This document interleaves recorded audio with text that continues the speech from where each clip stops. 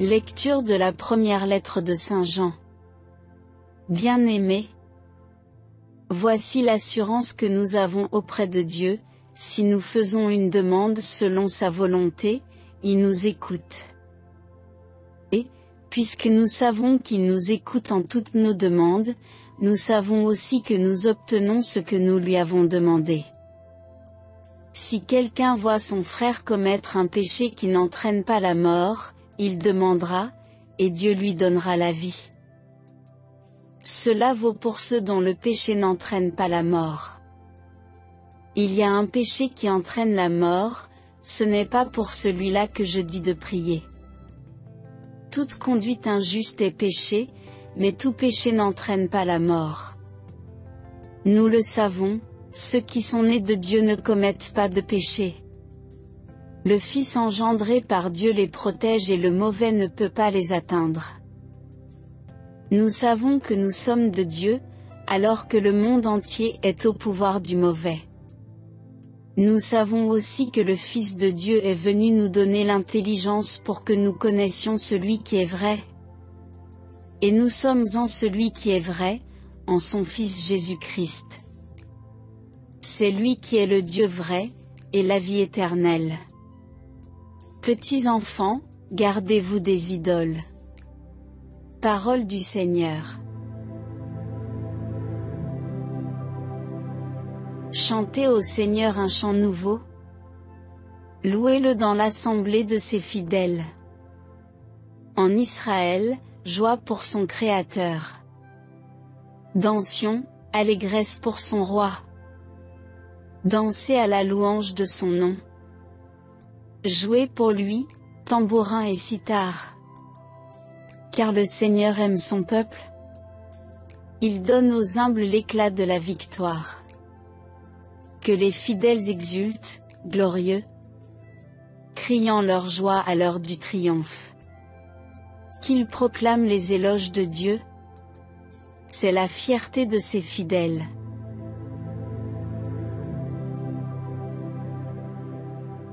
Évangile de Jésus-Christ selon Saint Jean. En ce temps-là, Jésus se rendit en Judée, ainsi que ses disciples.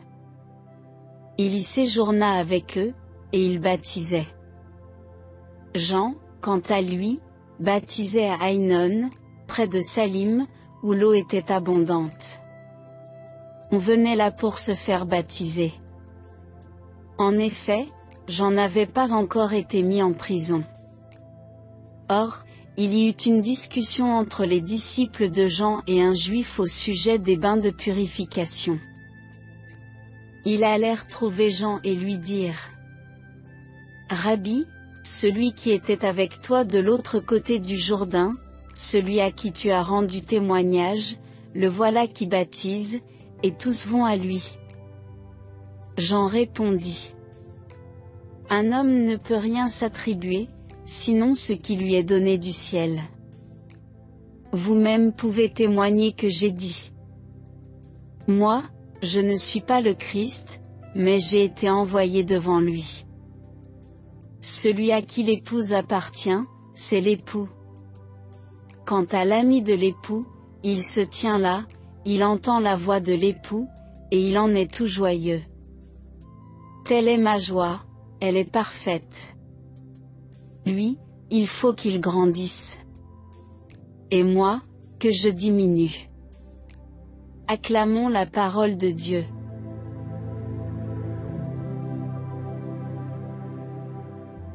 Frères et sœurs bien-aimés, les lectures de ce jour nous plongent dans le mystère de la présence de Dieu dans nos vies. Elles nous invitent à vivre dans une confiance profonde, à nous ouvrir à la louange et à accueillir l'humilité comme un chemin de sainteté. En cette période où la lumière du Christ brille à travers l'Épiphanie, nous sommes appelés à faire grandir cette lumière en nous en laissant Dieu prendre toute la place.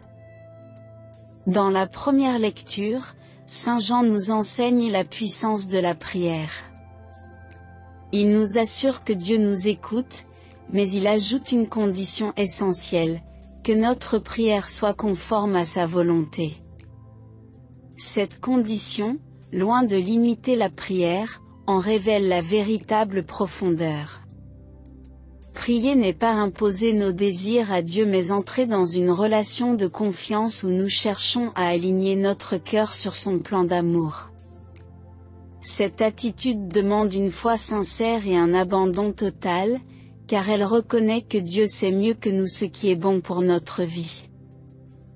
Trop souvent, notre prière reste centrée sur ce que nous voulons, sur ce que nous croyons nécessaire. Mais Jean nous invite à un déplacement intérieur. Prier, c'est avant tout chercher à connaître et à aimer la volonté de Dieu, même lorsque celle-ci semble mystérieuse ou difficile à accepter. Le psaume poursuit cette invitation en nous tournant vers la louange. Chantez au Seigneur un chant nouveau. Cette louange n'est pas seulement un acte extérieur ou une obligation rituelle, elle est l'expression d'un cœur qui a fait l'expérience de la bonté de Dieu. Louer, c'est reconnaître que tout nous vient de lui, que notre existence repose entièrement sur son amour fidèle. Ce psaume souligne que Dieu prend plaisir en son peuple, qu'il se réjouit de voir ses enfants lui répondre par la confiance et par l'adoration.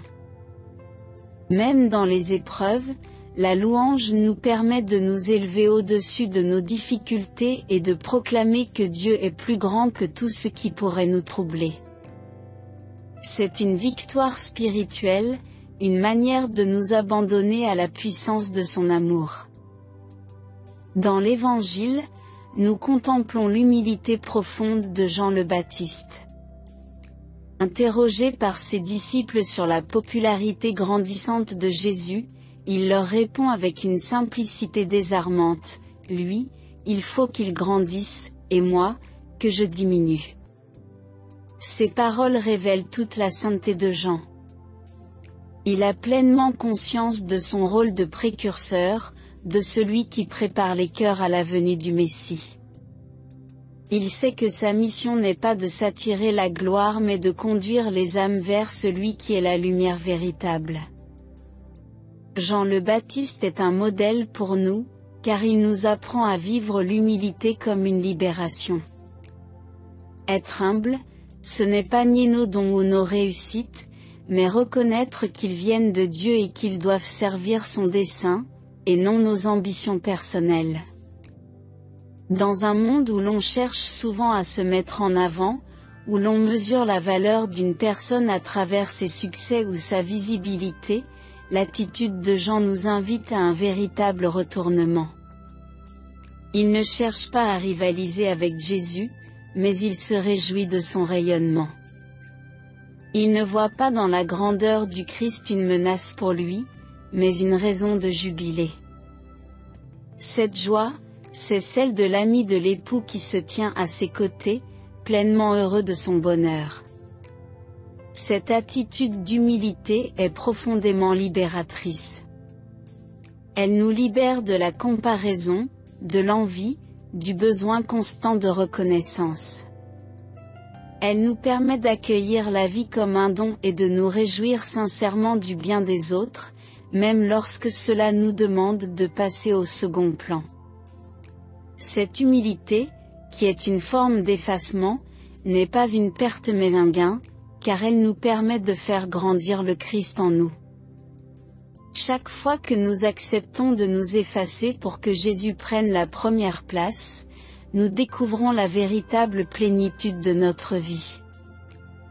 Cet évangile nous invite à réfléchir sur la manière dont nous vivons notre relation avec Dieu et avec les autres. Sommes-nous prêts à dire, comme Jean le Baptiste, que le Christ doit grandir et que nous devons diminuer? Sommes-nous prêts à reconnaître que tout ce que nous sommes et tout ce que nous avons vient de lui? Cette humilité demande un cœur ouvert, un cœur détaché de lui-même, un cœur capable de se donner pleinement. En ce samedi après l'Épiphanie, demandons au Seigneur de nous conduire sur ce chemin. Qu'il nous apprenne à prier avec confiance, à le louer avec joie et à vivre dans l'humilité. qu'il nous donne de dire avec sincérité, lui, il faut qu'il grandisse, et moi, que je diminue. Ainsi, toute notre vie deviendra une louange vivante à la gloire de Dieu, un reflet de sa lumière pour le monde. Amen. Prions ensemble. Seigneur, Dieu Tout-Puissant et plein d'amour, en ce jour où nous contemplons l'humilité de Jean le Baptiste, nous te demandons la grâce de mettre le Christ au centre de notre vie. Apprends-nous à prier avec confiance et abandon, à chercher ta volonté dans tout ce que nous entreprenons, et à reconnaître que tout bien vient de toi. Donne-nous un cœur humble et joyeux, capable de se réjouir de ta présence et de ton action dans le monde. Aide-nous à nous effacer avec amour, pour que Jésus grandisse en nous et dans tous ceux qui nous entourent. Que nos vies soient une louange vivante à ta gloire, un chant nouveau proclamant ta fidélité et ta bonté. Conduis-nous sur le chemin de la sainteté, et fais de nous des témoins de ta lumière et de ton amour. Par Jésus-Christ, ton Fils, notre Seigneur, qui vit et règne avec toi, dans l'unité du Saint-Esprit, pour les siècles des siècles. Amen. Notre Père, qui es aux cieux, que ton nom soit sanctifié, que ton règne vienne, que ta volonté soit faite sur la terre comme au ciel. Donne-nous aujourd'hui notre pain de ce jour. Pardonne-nous nos offenses, comme nous pardonnons aussi à ceux qui nous ont offensés. Et ne nous laisse pas entrer en tentation, mais délivre-nous du mal. Amen. Je vous salue Marie, pleine de grâce. Le Seigneur est avec vous. Vous êtes bénie entre toutes les femmes. Et Jésus, le fruit de vos entrailles, est béni. Sainte Marie, Mère de Dieu, priez pour nous pauvres pécheurs, maintenant et à l'heure de notre mort. Amen. Gloire au Père, et au Fils et au Saint-Esprit, comme il était au commencement, maintenant et toujours dans les siècles des siècles. Amen.